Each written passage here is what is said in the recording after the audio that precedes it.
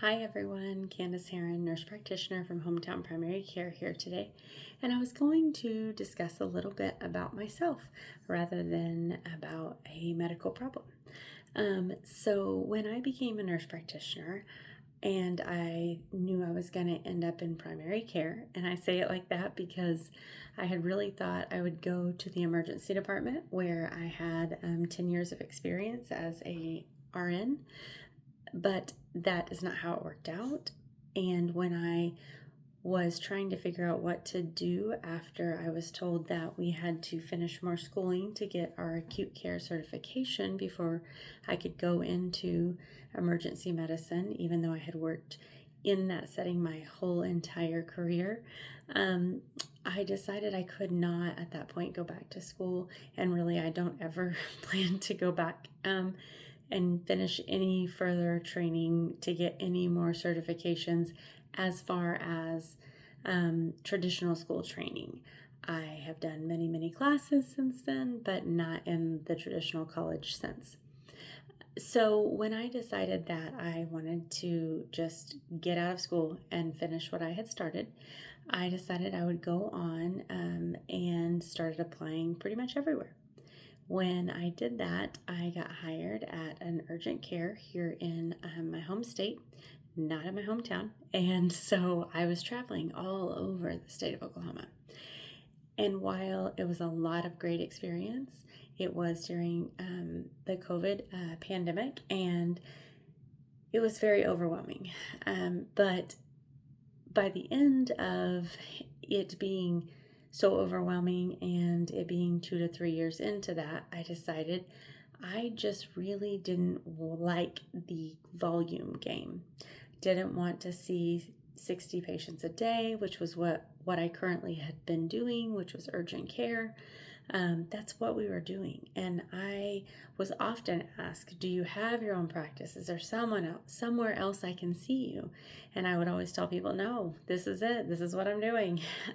And so whenever I was trying to figure out what do I do, because I was so unhappy, and it wasn't my coworkers, they were great, it wasn't even the patients, they were great, it was just that I knew that wasn't for me, and I did not like the volume game. It was literally worse than the emergency department as far as how quickly we had to move people in and out to be able to see everyone in a timely fashion to get everyone through the doors. So then I had started applying at primary care places, and there just was not jobs for primary care nurse practitioners that was feasible for the student loans that I had, for the livelihood I had made in urgent care, and to say that I was okay taking on that responsibility for patients without the pay. And I will say it like that because multiple offers I had gotten as a nurse practitioner for primary care were less than what I had made as a registered nurse in the emergency department 5 years previous. So whenever I was just really at my wit's end and didn't know what to do, my wonderful, lovely husband decided, you can do this on your own. And I said, no, I can't. And he said, yes, you can. You can do this. You can do it the way you want to do it without having anybody tell you how to do it. Well, that little bug is kind of what started the whole thing. So for the next year, I worked really hard on understanding business as a nurse practitioner.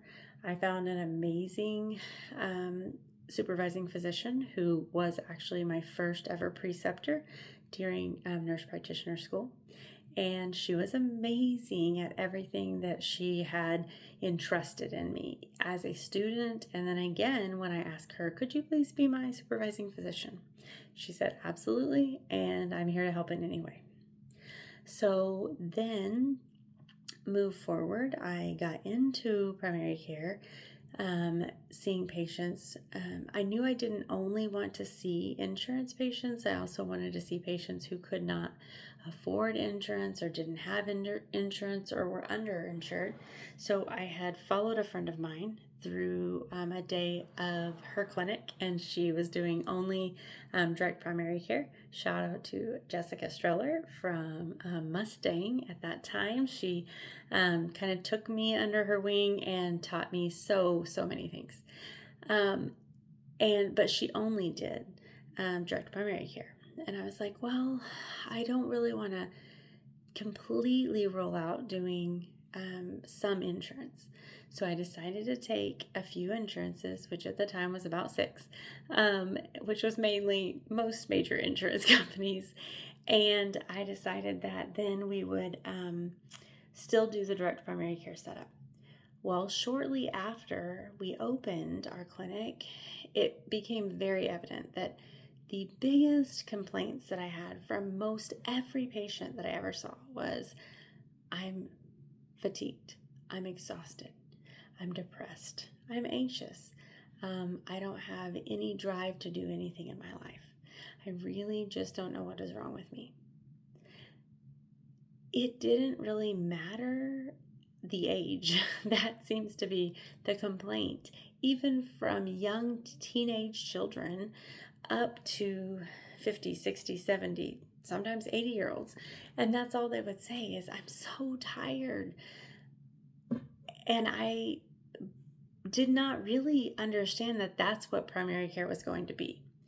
And I say that because I thought, hey, I'm going to go take care of these people with high blood pressure, and I'm going to do diabetes, and I'm going to refer everybody out to specialists, because that's what I thought. I even have joked previously and said that I kind of felt like a referral coordinator. Now, I know that's not what we do, but it was kind of how I thought that this was going to go. Fast forward just a little bit. The GLP-1 was a huge uptick whenever I first opened our clinic. And I had just previously lost like 75 pounds, and not with a GLP-1 medication. So I was using one at that point once we opened, or right about the time we opened, and was loving the results of maintaining my weight. I had even lost a few more pounds that I was trying to get off. That had kind of been the stubborn last amount of weight I needed to lose. But patients were coming in and they were just like, I need to lose weight. I need help. I'm tired all the time. And kind of funny to me was, women were often saying how depressed they were and how anxious they were and how they couldn't sleep. And men were saying, I'm just not motivated. I feel like I want to be on the couch all the time. I can't work out. Even if I do work out, I don't feel like I'm gaining any muscle. Women were like, I have no interest in sex. My poor husband. I don't know how many times I've heard my poor husband in my clinic. And I have to say, I was not prepared for that coming out of not only nurse practitioner school, but even years in urgent care. They do not teach us any of that, or they did not when I was in school, about hormones and about the way that they affect everything in your daily life. And I'm not just talking progesterone, estrogen, testosterone. I'm talking thyroid. That was a tiny little lesson in nurse practitioner school. Not nearly what we should have learned about it. As well, diabetes was a little larger of a section, but there was not enough information. So I took some extra classes, and when I say classes, I mean many hours of teaching by other people who are experts in the areas that I wanted to study further to be able to help my patients. And with that, I have gained very, very extensive knowledge about hormones and about how they affect our body and about what is best about bioidentical hormones. And when I say that, I don't just mean pellets. I actually mean the most identical to the hormones we already have in our system that is available. So with all of that, then I also have been seeing many, many weight loss patients. And they all are doing amazing. They feel better, they have confidence, they are getting off of blood pressure medicine and diabetes medications. Of course, the GLP-1 is still a diabetes medication, basically, but they are getting off of other medications. It is helping lower their A1Cs, it is helping lower their LDL level, and it is helping them with confidence.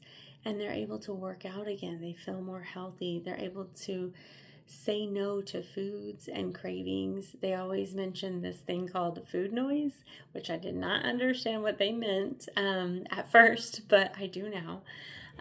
Just because you're not thinking about what you are going to eat for the entire day from the moment you wake up. If you've ever had a problem with weight, that is one of the biggest things, is your brain never stops thinking about what's the next meal? When do I get to eat again? And how can I get that to speed up? As well as all the cravings. And then you add on top of that things like anxiety and depression. And the women that I have had cry in my exam room to talk to me about their hormones, and they don't even know it's about their hormones. They are first just like, I'm so anxious, I'm so tired, I don't know what to do, I can't even sleep at night, I'm waking up in the middle of the night. And we start them on some progesterone, and we add in some testosterone if needed. And of course, if they are postmenopausal, we may add some estrogen. It all depends on labs and their symptoms. But they come back and they're like, oh my goodness, I did not even know who I had become. That is real, true healthcare. That is not sick care. That is not American healthcare. That is true healthcare. That is a provider trying to do what is best for their patients and trying to meet them where they are and make their life better. That is true health and wellness. And I will admit, I was not a huge fan, or could I say it was a little, I don't know, when I first got out into private practice. And I was like, I don't really understand these quote unquote functional medicine providers. And I only know what I know. And that is what we all face. We only know what we know. And so whenever I decided that I was going to learn more and open my mind without all of the bias that I had, whether it be from school or from previous people that I had been under in the emergency department, or the fact that being in the emergency department for so many years, you don't really see these people over and over unless it's really bad things. And if you do see them over and over and it's not really bad things, they're not ones that you really want to see over and over. So then whenever you actually build a relationship with your patients and you get to know them and you get to understand, like, they're coming from a place of hurt, a place of just sheer, I need help and I need your help and I trust you and I understand that you have done extra things to find out what's going on. It's very humbling because in that moment, you know that they are looking to you because they don't know what else to do. And I would say that that has been the best part of being a nurse practitioner and really the best part of owning my own practice, because I know so many things about people and about their families and about their lifestyles now that I had no idea I would know or understand or even love and care about these people the way that I do today. So I hope that this makes you understand a little bit more about who I am and what I do and why I started a hometown primary care and why I don't want to play a volume game. I don't want to worry about how many patients I'm seeing every day. I just want to care for you and your family. And I hope that comes through every day when you walk into our clinic. Thank you, and I hope you have a great rest of your weekend.